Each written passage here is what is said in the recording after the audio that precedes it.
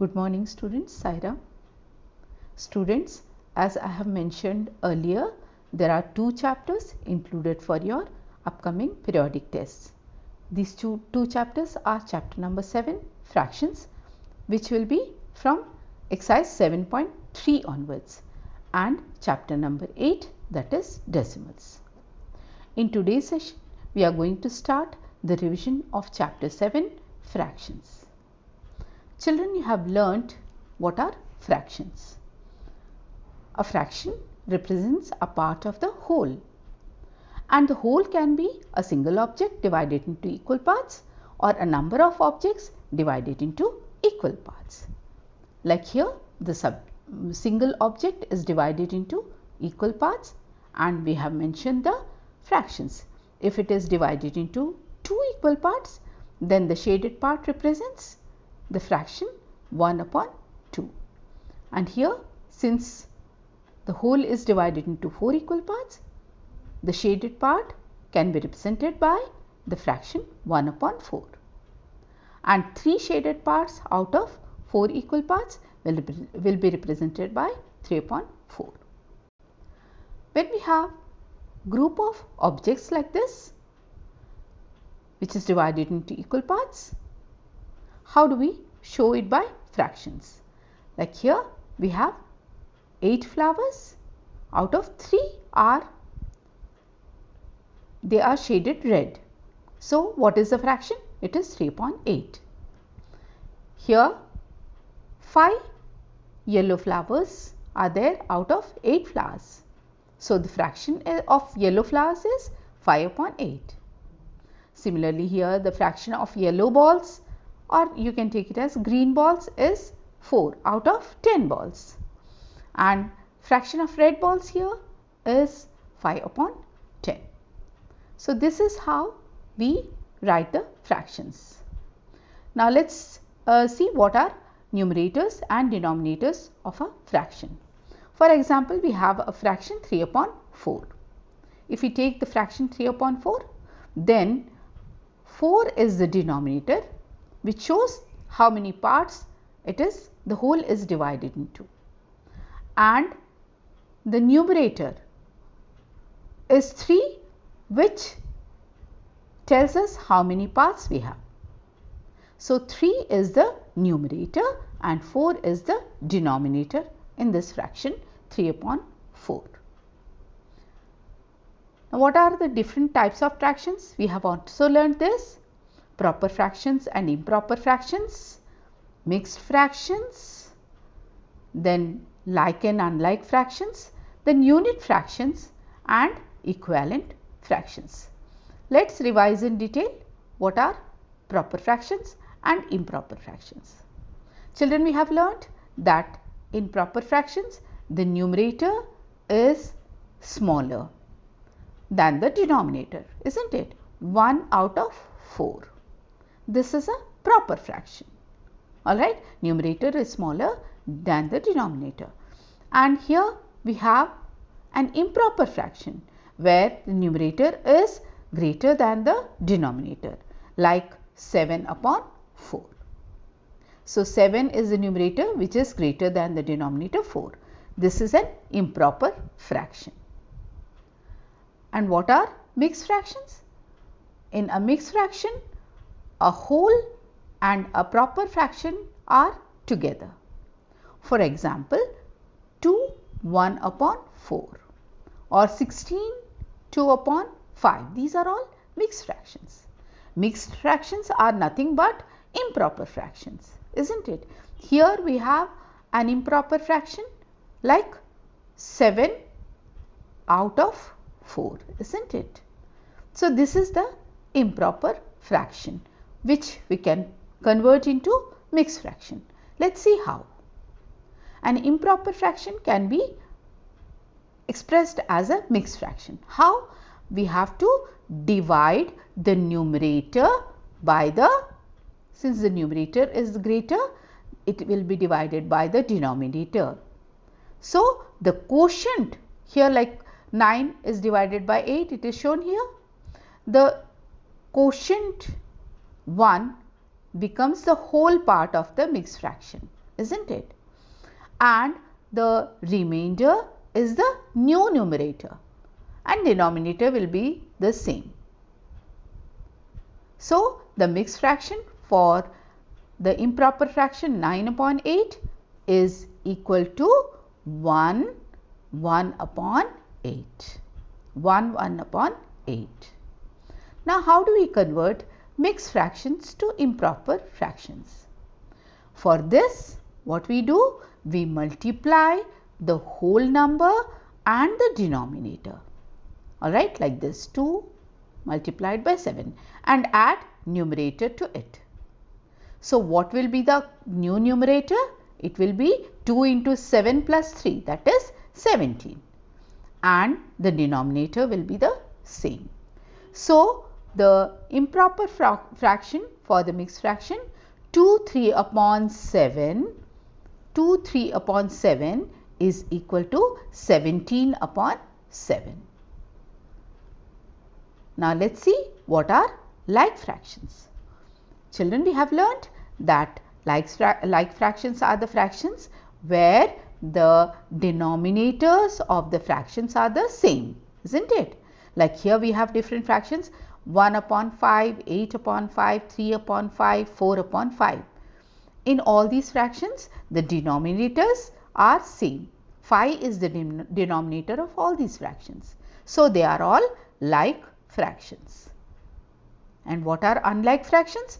Unlike fractions are the fractions where the denominators are different, of the fractions are different. Like here we have the fractions 5 upon 4, 5 upon 1, 5 upon 8 or 5 upon 3. Here the denominators are all different. These denominators are different. So, these are all unlike fractions. Now, yes, what are unit fractions? So, the fractions which have 1 as the numerator are known as the unit fractions. Next comes the equivalent fractions. What are equivalent fractions? They are fractions which look different.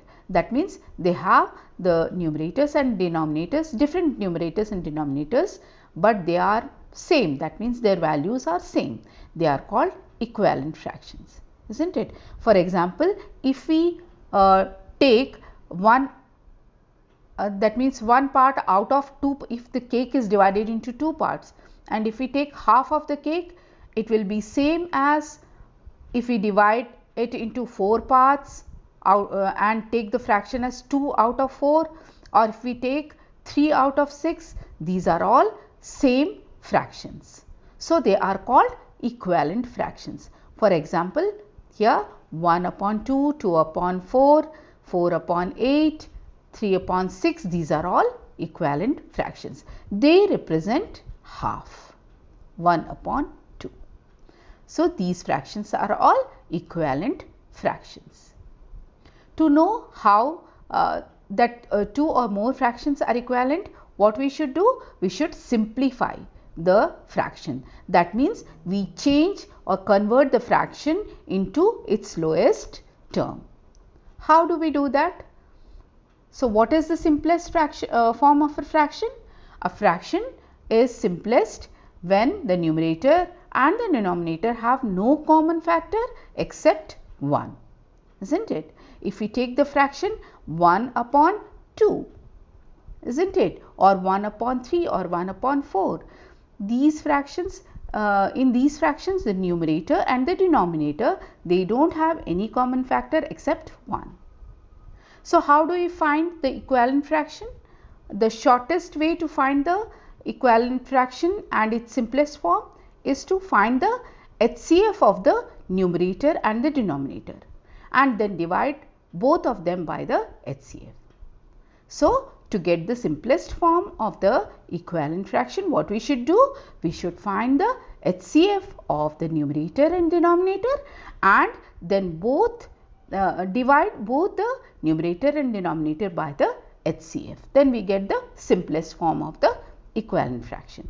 Suppose we have a fraction 36 upon 24. How do we find the lowest term of this or the simplest form of this, we find the HCF of 36 and 24, and the HCF is 12, isn't it?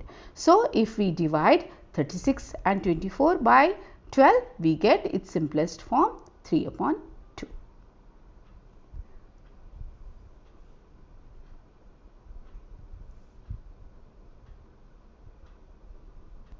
So, let us solve this problem. Reduce the following fractions to the simplest form. A 48 upon 60. So, how do we solve this? So, first we find the HCF of 48 and 60, and we find that HCF of 48 and 60 is 12. Okay, either we can use this method or we can use the other method which we have learnt to find the HCF. Okay, and we find the HCF is 12. So, we divide both the denominator and numerator by 12, and what do we get? We get 4 upon 5. So, what is the simplest form of the fraction 48 upon 60? It is 4 upon 5. Now, so how do we make or form equivalent fractions of a given fraction? Okay, we find the equivalent fraction of a given fraction by multiplying the numerator and denominator of the given fraction by the same number, or by dividing both the numerator and denominator by the same number. So, how do we, for example, how do you find the equivalent fraction of 1 upon 3? We multiply it by 2, that means the numerator and denominator both we multiplied by 2, then we get 2 upon 6. So, 2 upon 6 is the equivalent fraction of 1 upon 3.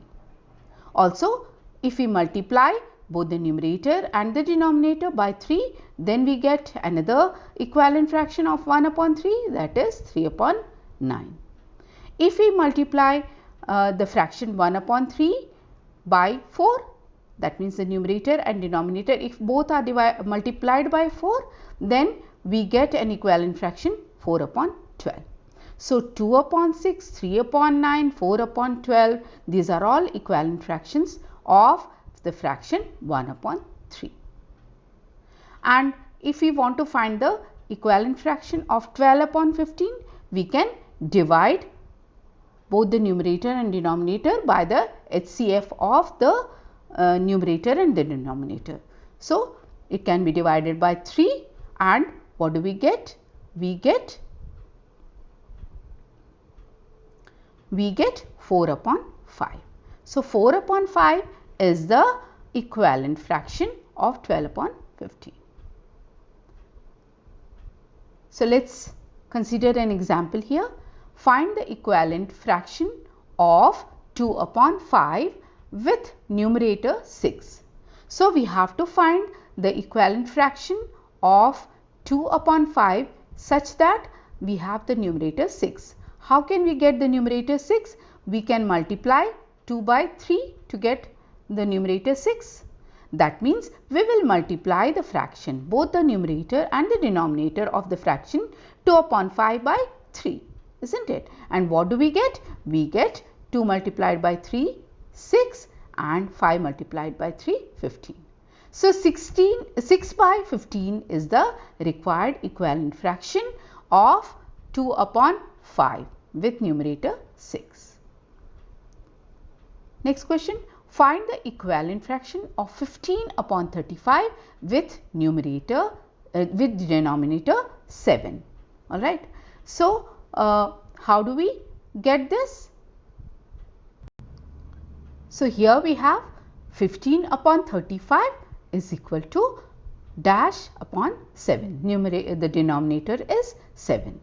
So, how do we get the denominator 7 from 15 upon 35? That means the denominator 35 is divided by 5, then only we can get the denominator 7, which means that we have to divide both the numerator and the denominator of this fraction 15 upon 35 by 5. So, if we divide 15 upon 35 by 5, then what do we get? We get 3 upon 7, isn't it? So 3 upon 7 is the equivalent fraction of 15 upon 35 with denominator 7.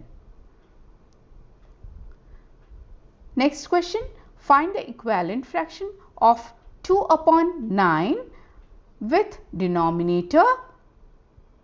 denominator 63. So how can we find the denominator 63? If we multiply 9 by 7, we can get 63, isn't it? That means 2 also we have to multiply it by 7, isn't it? So if we multiply 2 by 7, what do we get? We get 14 here. Otherwise also we can solve it. We can do the cross multiplication, like we can multiply 2 by 63 and 9 multiplied by dash, then we will get what is the number that has to be filled here, isn't it? So 9 multiplied by dash will be equal to 2 into 63, isn't it? Because we know in equivalent fraction the cross products will be equal. So 9 multiplied by dash is equal to 2 multiplied by 63, isn't it? But we know that 63 is equal to 7 into 9. So we can write it as 2 into 7 into 9, and 2 into 7 can become 14 into 9, isn't it? And 14 into 9 will be equal to 9 into 14. That means we can fill 14 here, isn't it? 9 into dash will be equal to 9 into 14 means dash will be filled by 14. So 2 upon 9 will be equal to 14 upon 63. So this is the way how we solve this kind of problems. Now find the equivalent fraction of 3 upon 5 having denominator 20. So we know that here we have the denominator 20. So we have to find the equivalent fraction of 3 upon 5. So how, when we observe, we can see that how can we get the denominator 20 here? By multiplying by 5 by 4. That means we have to multiply this fraction, the numerator and denominator of this fraction, by 4, isn't it? So if we multiply 3 by 4 and 5 by 4, what is the equivalent fraction we are getting? It is 12 upon 20. So the equivalent fraction of 3 upon 5 with denominator 20 is 12 upon 20. Next problem, find the equivalent fraction of 3 upon 5 with the numerator 9. So here in this fraction, how can we get the numerator 9? We can see that if we multiply 3, the numerator 3 here by 3, then we can get the numerator 9. That means we have to multiply this fraction by 3. So we multiply the numerator and denominator both by 3 here, like here, and what do we get? We get 9 upon 15. So 9 upon 15 is the equivalent fraction of 3 upon 5 with numerator 9. Then let's see this question. Check whether the given fractions are equivalent. How do we solve this? We know that in equivalent fraction, the fractions, the cross products are always equal, isn't it? That means 5 multiplied by 54 and 9 multiplied by 30 should be equal. Let's see how we can solve it. So we have 5 multiplied by 54 and 9 multiplied by 30. 5 multiplied by 54 is 270 and 9 multiplied by 30 is also 270. So 5 multiplied by 54 and 9 multiplied by 30 both are equal. That means these two fractions are equivalent fractions. Now let's check these two fractions whether they are equivalent or not. 3 upon 10 and 12 upon 50. That means the product of 3 and 50 and the product of 12 and 10 should be equal, isn't it? Let's see if they are equal or not. If we multiply the 3 by 50, we get 150, and if we multiply 10 by 12, we get 120. Are they equal? No, they are not equal. So these two fractions are not equivalent fractions. Children, with this problem, I end this session. We will solve more problems in our upcoming sessions. Till then, thank you.